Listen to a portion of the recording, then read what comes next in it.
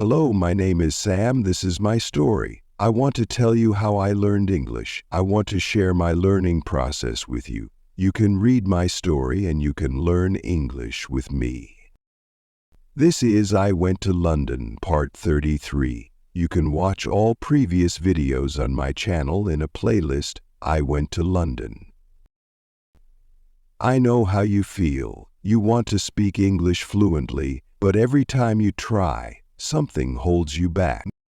Maybe you understand English well when you read or listen, but when it's time to speak, your mind goes blank.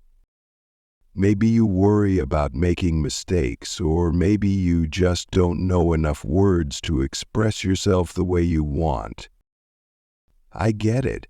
I have been there too. Learning a new language is not easy, especially when you feel like everyone around you speaks better than you do.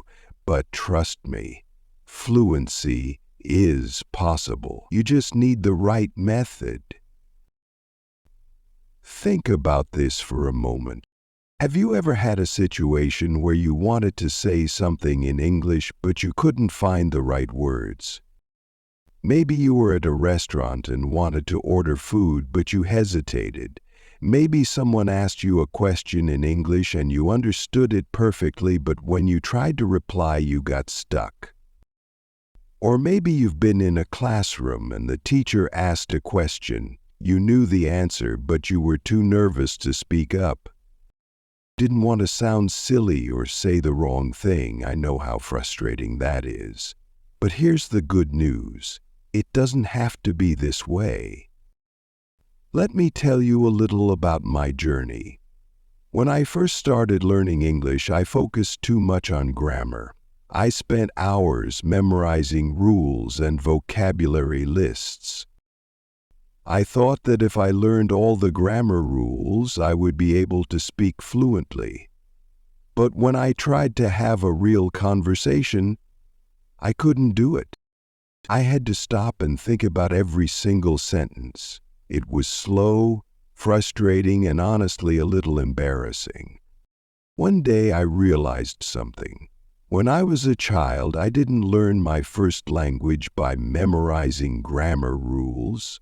I learned by listening, imitating, and practicing every day. That's when I changed my method and everything started to improve. Now let's talk about the 3 simple steps that helped me. Surround yourself with English every day. The first thing I did was make English a part of my daily life. I stopped treating it like a subject in school and started treating it like something I needed to live my life. Think about your daily routine. When you wake up, what's the first thing you do? Maybe you check your phone, listen to music, or watch a video. Now imagine doing all of that in English. Instead of listening to music in your native language, listen to English songs. Instead of watching TV shows in your language, watch them in English. When you scroll through social media, follow pages that post content in English. When I started doing this, English became a natural part of my day. I listened to English podcasts while walking, watched English videos while eating, and even changed my phone's language to English. The more I surrounded myself with English, the easier it became. Speak, even if you make mistakes.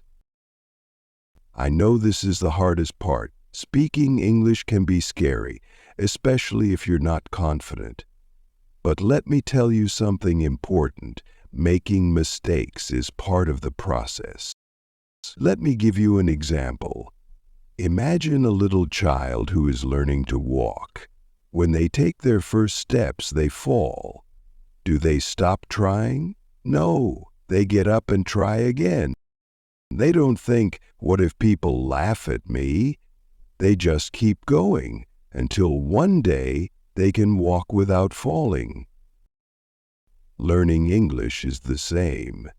You will make mistakes, you will say the wrong words sometimes, but that's okay. Every mistake is a step toward fluency. When I started speaking English, I was afraid of making mistakes too, but I decided to push myself. I started speaking English whenever I had the chance. At the store, I asked for things in English. When I met new people, I introduced myself in English. I even started talking to myself in English when I was alone. You don't need a speaking partner to practice. You can talk to yourself in front of a mirror, record your voice, or even have imaginary conversations. The more you practice, the better you will get. Think in English. This step changed everything for me. Before, whenever I wanted to say something in English, I first thought about it in my native language, translated it in my head, and then spoke. This process took too long and made speaking difficult, so I started training my brain to think in English. For example, when I woke up in the morning, I didn't think, I need to brush my teeth in my native language. I thought it in English. When I looked at my clothes, I named them in English in my mind. If I was walking down the street, I described what I saw in English. That's a red car. That person is wearing a blue shirt. The sky looks cloudy today. At first it was difficult, but with practice it became natural. And the best part, when I spoke English, I didn't have to translate anymore. Words came to me naturally. Now imagine this. You're at an airport and someone asks you for directions. You don't panic. You confidently tell them where to go. You're in a meeting and your boss asks for your opinion. You don't hesitate. You speak clearly and confidently. You're traveling to another country and you meet new people. You introduce yourself, have a conversation, and make new friends. All in English. This can be your reality. If you follow these steps, you will see progress. Learning English is a journey. It takes time, patience, and daily practice. But if you surround yourself with English, speak every day, and train your brain to think in English, you will improve. Don't worry about being perfect. Don't be afraid of making mistakes. Every mistake is a lesson, and every lesson brings you closer to fluency. If I can do it, so can you. Keep practicing, keep learning, and most importantly, enjoy the process. If you found this helpful, make sure to watch more videos on my channel. See you in the next one.